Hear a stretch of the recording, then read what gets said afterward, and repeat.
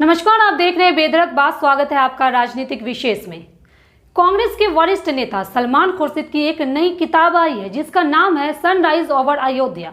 10 नवंबर को ये किताब लॉन्च की गई। लॉन्चिंग के बाद से ही इस किताब पर सियासी बवाल मचा हुआ है। न केवल बीजेपी बल्कि कांग्रेस और महाराष्ट्र में उसके सहयोगी दल शिवसेना के नेताओं ने भी खुर्शीद पर हमला बोला है।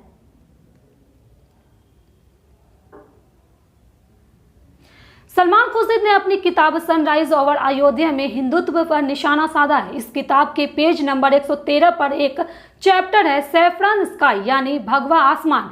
इसमें सलमान खुर्शीद लिखते हैं कि साधु संत जिस सनातन धर्म और क्लासिकल हिंदुइज्म को जानते हैं उसे किनारा करके हिंदुत्व के एक ऐसे वर्जन को आगे बढ़ाया जा रहा है जो हर पैमाने पर ISIS और बाको हरम जैसे जिहादी इस्लामिक संगठनों के राजनीतिक जैसे रूप हैं।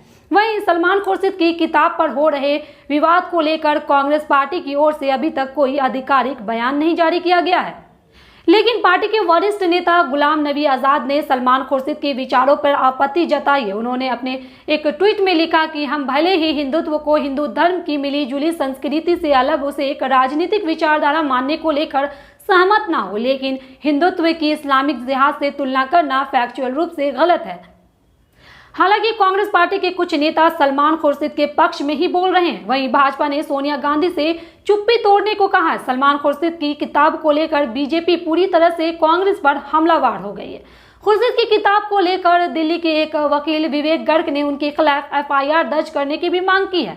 दिल्ली पुलिस में 11 नवंबर को दी गई अपनी शिकायत में विवेक गर्ग ने कहा कि कांग्रेस नेता ने अपनी किताब sunrise over Ayodhya nationhood in our time में दावा किया है कि साधु संतों के दौर के हिंदुत्व को इसके आक्रामक स्वरूप से बदलने का प्रयास किया जा रहा है जो बहुत हद तक IS और बाको हरम की विचारधारा से मिलता है।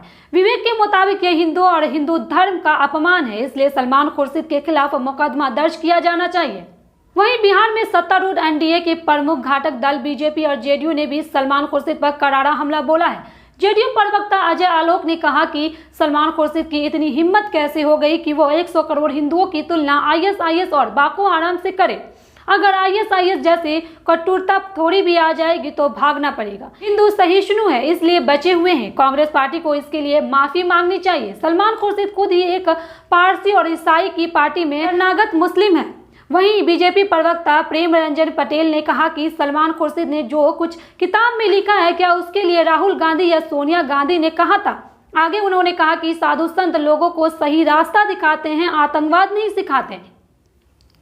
वहीं इन सब के बाद आपको बताते चले कि खुर्शीद की किताब कांग्रेस को नुकसान भी कर सकती है क्योंकि यह धार्मिक ध्रुवीकरण के फ्रेम में फिट बैठी है। वहीं बीजेपी ने इस मुद्दे को तुरंत उठा भी लिया है और प्रेस कॉन्फ्रेंस भी कर दी है। बीजेपी प्रवक्ता गौरव भाटिया ने कांग्रेस पर हिंदू विरोधी होने का आरोप लगाया है। भाटिया ने कहा कि सोनिया गांधी को माफी मांगनी चाहिए। आपको बताते चले कि यह मामला प्रियंका गांधी के लिए और भी ज्यादा मुश्किल पैदा करने वाला है क्योंकि वो जानती है कि चुनावी खेल में बहुत संभल कर चलना है जिससे पार्टी को राज्य में फिर से खड़ा किया जा सके। खुर्शीद प्रियंका गांधी की रणनीति कमेटी का हिस्सा है, इसलिए उनके विचारों को सीधी तौर पर खारिज भी नहीं किया जा सकता। निश्चित तौर पर यह मुद्दा कांग्रेस की तरफ पलट कर आएगा क्योंकि बीजेपी जल्द ही चुनाव प्रचार करने वाली है।